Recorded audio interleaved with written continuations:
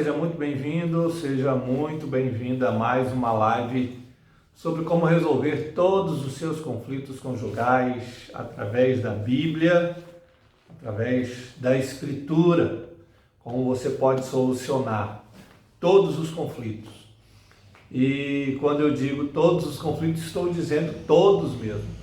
Nós temos experimentado ao longo desses mais de 20 anos que cuidamos de casais, que a Bíblia resolve todos os conflitos conjugais.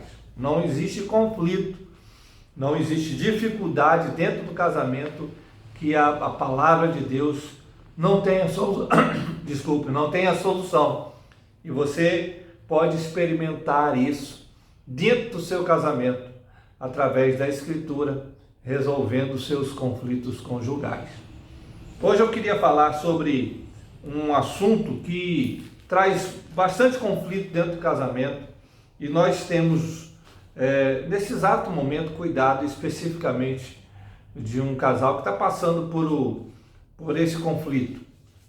É o problema do vício, a adicção, o vício específico agora que eu iria falar é sobre o vício do álcool, o alcoolismo. E nós já cuidamos de alguns casais que, na maioria das vezes, o esposo tinha o problema do alcoolismo. E isso gerou, e ainda gera, muitos conflitos conjugais. Dentro do casamento, é difícil suportar alguém que tenha esse tipo de vício. E algumas vezes, ou boa parte das vezes, esse vício não para aí. Ele chega mesmo, em muitos casos, a violência física mesmo. E diversos abusos vêm com esse vício do alcoolismo. E eu queria falar um pouco hoje sobre essa questão, mas mais especificamente de um fator que conduz a esse vício do alcoolismo, que traz conflito para dentro do casamento, e esse fator é o orgulho, a prepotência, o achar que tem controle sobre isso.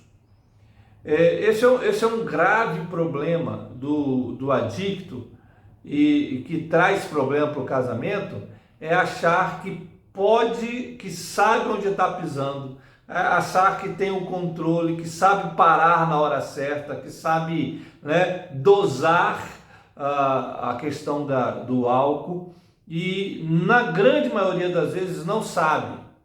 Ele sempre vai além do que lhe é permitido, ele sempre se embriaga e ele às vezes cai no erro de cometer abusos dentro do casamento por conta desse vício de álcool. Eu já falei aqui, em umas lives passadas, o conceito bíblico sobre o vício. E, biblicamente, quando nós lemos a Escritura, você vai perceber que o vício é uma é uma idolatria. Sim, o viciado é um idólatra.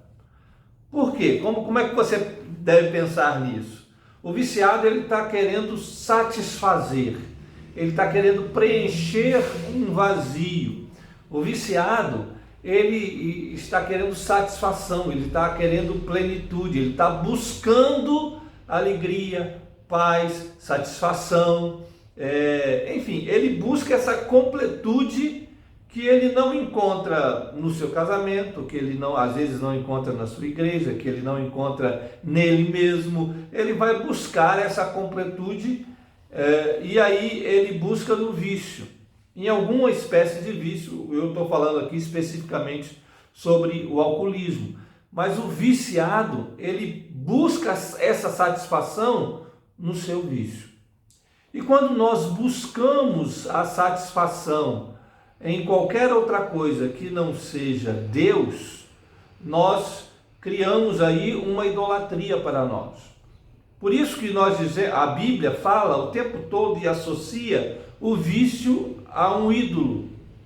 é um ídolo para ele. Quem é viciado em álcool, né, em bebidas alcoólicas, o alcoólatra ele tem o seu vício, esse alcoolismo como um ídolo que vai lhe preencher o vazio, um ídolo que vai lhe trazer paz, um ídolo que vai libertar ele das angústias. Enfim, o viciado é nada mais do que um idólatra. E essa idolatria o leva a cometer absurdos e abusos dos mais diversos. Isso é vício. O vício é uma idolatria. O viciado é um idólatra.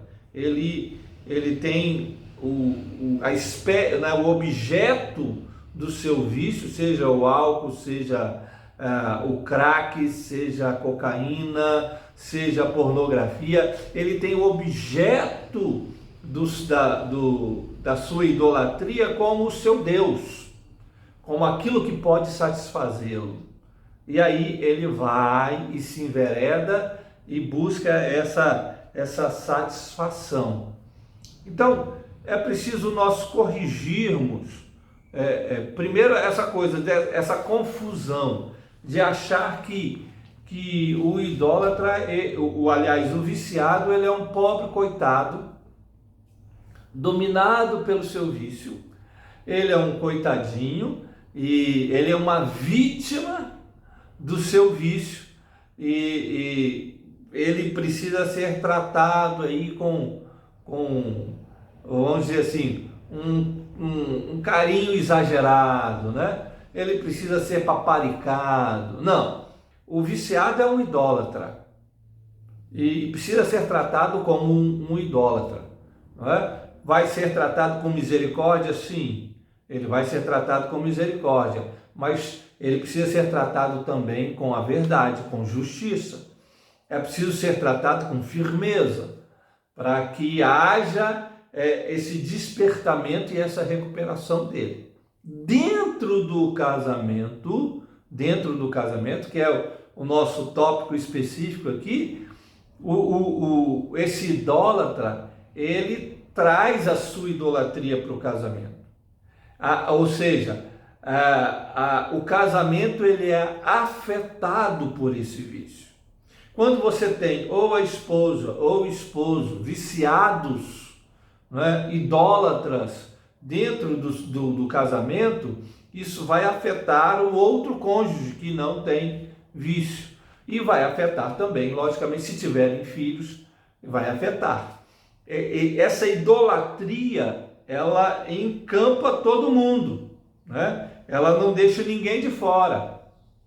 Como cidades pagãs que nós temos até hoje, e esse paganismo, essa idolatria que afeta países inteiros, que afeta cidades inteiras, comunidades inteiras. São esse tipo de idolatria que vai perturbar o casamento da pessoa. Então, é preciso definir isso e não ficar tratando o viciado que está no seu casamento como uma vítima. Ele não é uma vítima, ele é um idólatra. E precisa ser tratado como tal, para que haja essa recuperação dele. Senão, o que acontece é que algumas esposas vão tratando os seus maridos que têm algum tipo de vício com muita parcimônia. Vai tratando ele como vítima, como um pobre coitado que é dominado pelo seu vício, e vai esquecendo que misericórdia não quer dizer vitimismo. Ser misericordioso com ele não quer dizer que você vai passar a mão no pecado ou no pecado dele, vai acariciar o pecado dele, certo? Então é preciso tratá-lo com justiça, com misericórdia, mas ser justo também, não é? Tem alguém dizendo aí, dando bom dia, né? Bom dia, Patrícia, bom dia para você, que Deus te abençoe e abençoe seu casamento. Então, que não haja essa confusão. Existe aí também algumas dificuldades para se cuidar do casamento, aliás, para se livrar desse vício. Existem muitas dificuldades, eu vou falar de uma específica, que é o caso que nós estamos cuidando nesse momento, tá? Que é de um casal que o esposo ele tem o problema do vício do álcool e vício também em drogas, em drogas lícitas, né? Os remédios. Ele é viciado em remédios e ele é viciado e isso o levou para o alcoolismo. E a grande dificuldade ali é a prepotência, é o coração orgulhoso, sabe? Aquela coisa de achar que sabe aonde está pisando, aquela coisa de achar que pode lidar com a situação e sempre ele é pego na sua própria mentira. Ele não consegue, não está conseguindo e não conseguirá lidar com a situação. Ele sempre cai nos remédios, viciado em remédio, e na hipocondria, né? Ele é viciado nessas medicações, ele toma exageradamente e aí depois que toma exageradamente ele vai para o álcool. E aí fica bêbado, e aí perde a cabeça, e aí todas as outras coisas vêm a reboque. Isso tudo nasce de um coração idólatra que é prepotente,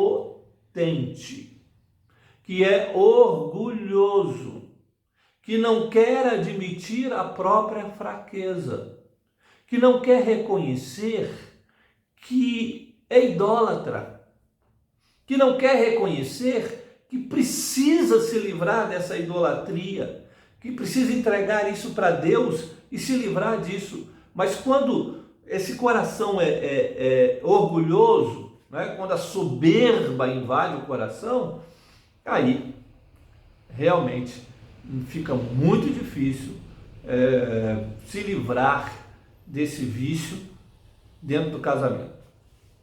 E eu queria falar especificamente sobre essa questão hoje. Existem algumas bênçãos, né? Alguns benefícios quando você, que é o cônjuge, que não tem nenhum vício, tá? Pelo menos aparente, você não é dominado por essa idolatria, por nenhum tipo de idolatria. Existem algumas bênçãos que você pode adquirir quando você luta com isso, com essa idolatria. Primeira coisa, você vai recuperar, vai restaurar, vai estar trabalhando para a restauração do seu casamento. Por quê? Porque até nesses 20 anos nós cuidamos de centenas e centenas de casais.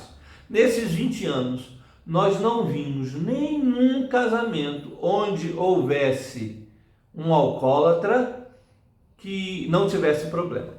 Todos os casamentos onde o alcoolismo estava tinham problemas. Por mais que a esposa, né, e nesse caso eu estou falando especificamente da esposa, por mais que a esposa que não tinha o vício do álcool, por mais que ela, vamos dizer assim, levasse numa boa, né, por mais que ela não ligasse muito, por mais que o esposo também não fosse agressivo, ele bebesse lá, se embriagasse, deitasse lá e ficasse na dele, né? Por mais que houvesse esses acordos dentro do casamento, ainda assim, o casamento tinha problema. E nós cuidamos de vários. Uma vez, há muitos anos atrás, nós cuidamos de um casal que era exatamente desse jeito. O marido tinha um problema do álcool, Ele era alcoólatra. Ele bebia todos os dias. Se bem que essa não é a definição, né? Basta ser dominado por esse vício, basta não ter controle sobre isso, já é um viciado. Ele bebia todos os dias e ele não se embriagava todos os dias, mas especialmente nos fins de semana, ele passava os fins de semana embriagado. E ela não ligava, ela deixava ele lá, ele bebia, né? Ele bebia com os amigos, não sei o que, voltava para casa, ele não implicava com a mulher, não falava nada, mas ele chegava em casa deitado, ficava deitado lá o dia inteiro, embriagado. Ela não estava nem aí para isso, pelo menos dizia que não estava nem aí para isso, e deixava ele lá embriagado. Mas isso, depois de um certo tempo, começou a incomodar o casamento. Sabe por quê? Porque sempre vai incomodar. Não existe idolatria que não incomode, especialmente dentro de um casamento. É preciso que você não relaxe nisso e achar que está tudo bem, que está tudo certo. Eu não ligo não, o meu marido não me bate, ele não é violento, ele é tranquilo, bebe lá, tranquilo. Olha, tome cuidado, porque isso não afeta agora, mas lá na frente pode ser que afete. E se não afetar você, quando os filhos vierem, vai afetar os filhos. E é preciso que essa idolatria seja corrigida o quanto antes. Não se pode achar que está normal, porque não está. Quando você trabalha, né, para restaurar a normalidade, para retirar esse vício, para retirar essa idolatria da mente, da alma, do coração do seu esposo, você vai estar lutando, você vai estar tendo a bênção de ter o seu casamento de novo, restaurado, completamente restaurado. Uma outra bênção é que você glorifica a Deus. Você está agradando o coração de Deus. Nós estamos aqui para isso. O apóstolo Paulo, lá em Efésios, no capítulo 1, ele diz que nós somos criados para o louvor da glória de Deus. Ou seja, para trazer louvor para Deus, para glorificar a Deus, para exaltar a Deus. E um casamento onde tem uma pessoa que tem um problema de idolatria, de vício, não pode glorificar a Deus plenamente. É um casamento que não traz glória para Deus. Quando nós começamos a trabalhar para isso e começamos a fazer com que o nosso casamento ponha para fora os vícios, ponha para fora as idolatrias, nós estamos dando os primeiros passos para poder trazer glória para Jesus Cristo. Nós estamos glorificando o nome de Deus, agradando o coração do Altíssimo, e é para isso que nós estamos aqui, é para isso que Deus nos uniu, né? Para glorificar, para que o nosso casamento seja para a glória dele. É isso que o apóstolo Paulo diz lá, que por ele, por meio dele e para ele são todas as coisas, ou seja, até o nosso casamento, tudo é para a glória de Deus. E um casamento onde existe idolatria, vícios, não está sendo um casamento para a glória de Deus. Por isso, é preciso que o cônjuge que não tem o vício trabalhe junto com o Espírito Santo para que esse vício seja extirpado, seja botado para fora do seu casamento. Tem mais gente falando aí? Isso. Amém. Glória a Deus. Né? Vamos continuar orando pelos casamentos. Olha só, aí o que fazer? Então, o que fazer? Aí nós vamos partir para a parte prática agora, vamos dizer assim. O que fazer então? Se o seu esposo tem o vício, ele é viciado, ele é um idólatra, ele idolatra o álcool e ele tem esse problema da soberba no coração, o que eu vou fazer com isso? Primeira coisa, e está muito claro na Bíblia, é que você deve continuar fazendo, eu creio que você já está fazendo, é orar. Clamar a Deus incessantemente. A oração dos santos, ela sobe até o altar, até o trono de Deus. É preciso que você continue intercedendo com perseverança. Olha o que diz o apóstolo Paulo, lá em Romanos, no capítulo 12, no verso de número 12, ele diz assim: regozijai-vos na esperança, sede pacientes na tribulação, na oração perseverantes. Persevere na oração. O que é perseverar? Assim, grosso modo, perseverar é não desistir, é continuar, apesar das dificuldades. Apesar de parecer que Deus não está ouvindo. Por quê? Porque o meu marido continua lá, ele continua bebendo, ele ainda é um alcoólatra, parece que Deus não está me ouvindo. Apesar disso, continue perseverando. Nós cuidamos de um casal uma vez que o esposo tinha um problema do álcool. E a esposa já estava orando por ele há 17 anos. Tinha 17 anos que aquela mulher orava. Eles eram lá de Niterói, lá no Rio de Janeiro. E há 17 anos aquela mulher orava pelo seu esposo alcoólatra. E ela dizia para a gente assim: eu estou quase desistindo. Eu acho que Deus não quer. Eu acho que Deus não está ouvindo. Eu acho que Deus, e aquela eu acho que Deus, e a gente dizia: continue, insista, persevere.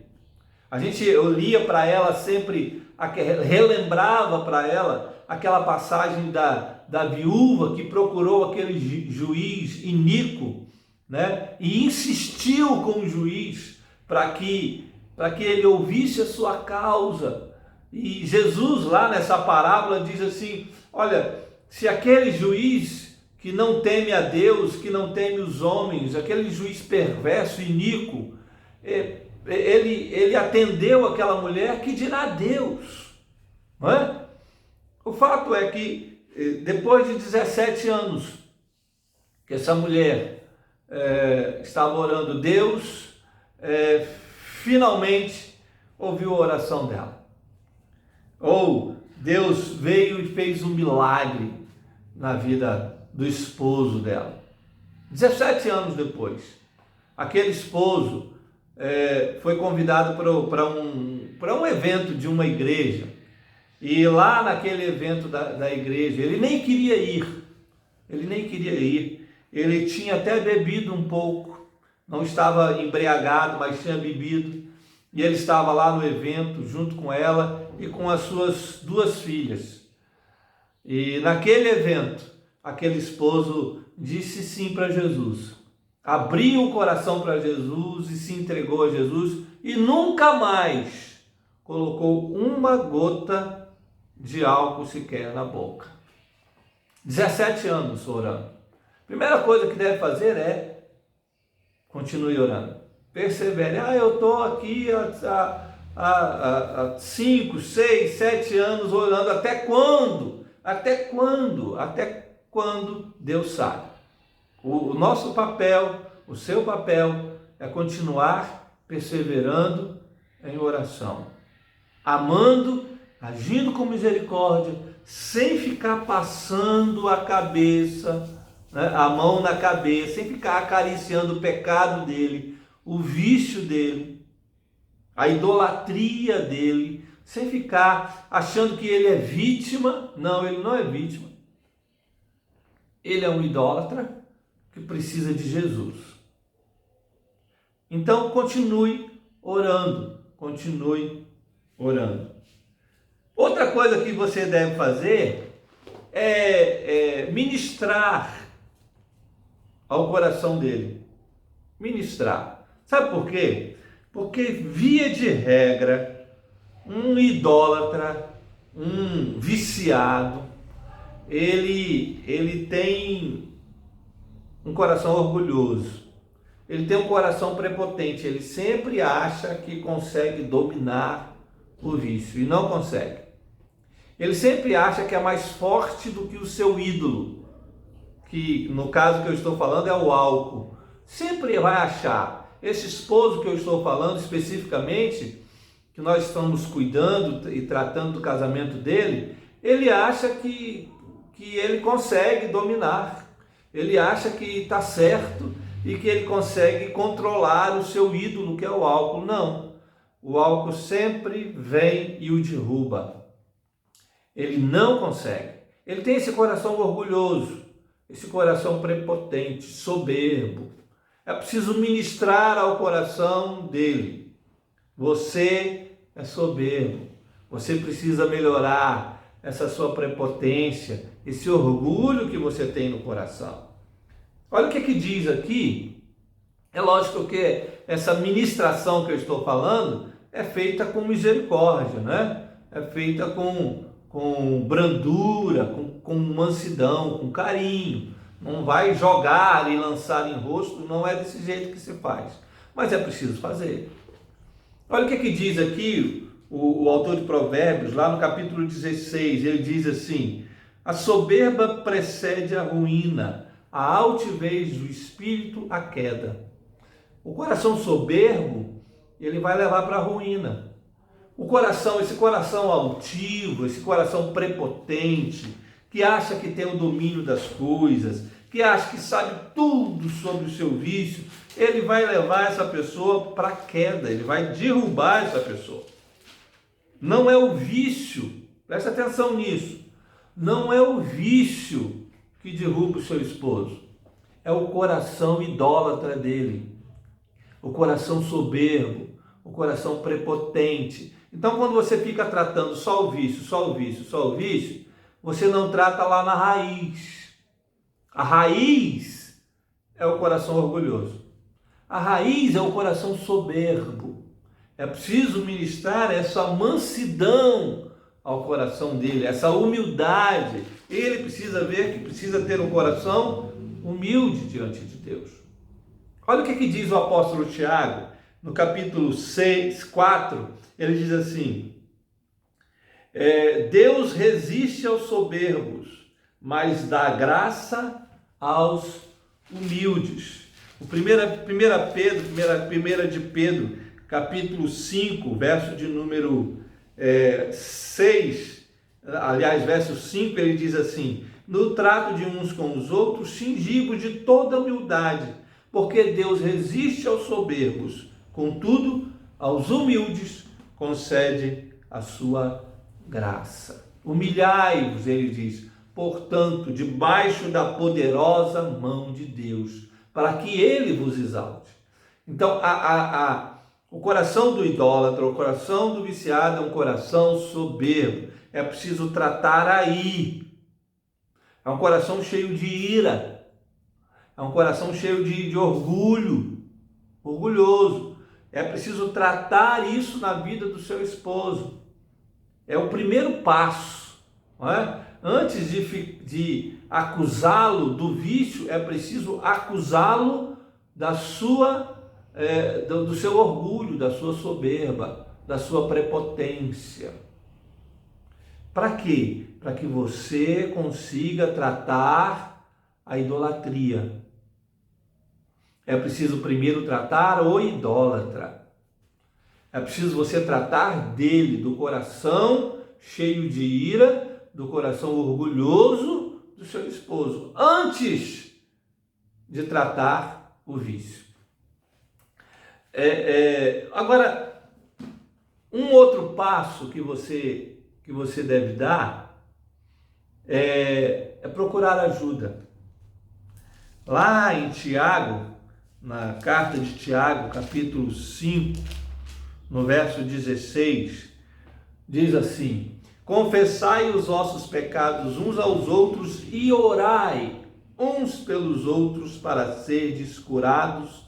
Muito pode, por sua eficácia, a súplica do justo. É preciso procurar ajuda, mas não procure ajuda de qualquer um. Eu tenho dito isso em todas as lives quase, porque quando a gente fala assim, procure ajuda, às vezes a esposa vai lá na sua melhor amiga achando que está procurando ajuda. Não, procure ajuda em quem realmente foi separado por Deus para ajudar você. Não dá para procurar em qualquer um. Sabe por quê? Porque nem todo mundo é capaz de te aconselhar e te direcionar, né? Te dar a direção correta. Nem todo mundo, por mais, existem pessoas que nos amam, não é? Existem pessoas que nos amam demais, que querem o nosso bem, que são nossos amigos, mas isso não significa que eles sejam bons conselheiros. Então, procure ajuda. Procure ajuda. Aí, procure ajuda, quando eu falo procure ajuda aqui, de pessoas que realmente Deus separou. Ore a Deus antes. Diga, Senhor, quem é? Quem são as pessoas que o Senhor separou para que eu possa ir ao encontro dessas pessoas e buscar ajuda para a idolatria do meu esposo, não é? Da minha esposa, caso os maridos tenham alguma esposa viciada em alguma coisa, essa idolatria dela, esse coração orgulhoso dele, eu preciso cuidar disso. Me dá alguém, me envia alguém, me mostra quem é a pessoa. E Deus vai indicar para você alguém com quem você possa chorar junto, alguém que vai realmente te direcionar para o caminho certo. Eu queria deixar essa live com você hoje. E antes de terminar, eu quero orar por você. Orar pelo seu casamento. Caso você tenha um esposo, uma esposa que tem algum vício, que é um idólatra. Vício é idolatria. Eu queria orar para que o Espírito Santo de Deus cubra você de sabedoria, para que esses conflitos que estão vindo através dessa idolatria, desse vício do seu esposo, da sua esposa, que isso seja completamente extirpado, né, do seu casamento, para bem longe, jogado para bem longe, tá bom? Eu vou orar por você agora e pelo seu casamento. Senhor Jesus,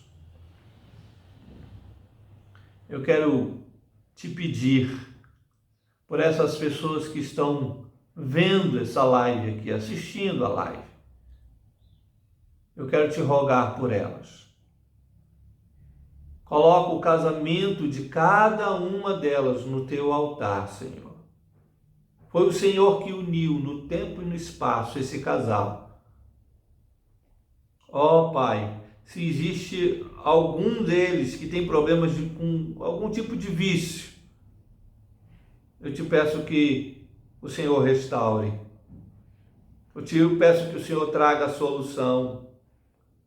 Ó Deus, em nome de Jesus, eu te peço que o teu Espírito Santo dê sabedoria para que esse esposo, essa esposa, tenha a direção correta daquilo que deve fazer, para que o seu casamento seja restaurado, para que haja um milagre no seu matrimônio. Eu oro em nome de Jesus Cristo. Amém? Que Deus te abençoe. Até a próxima live.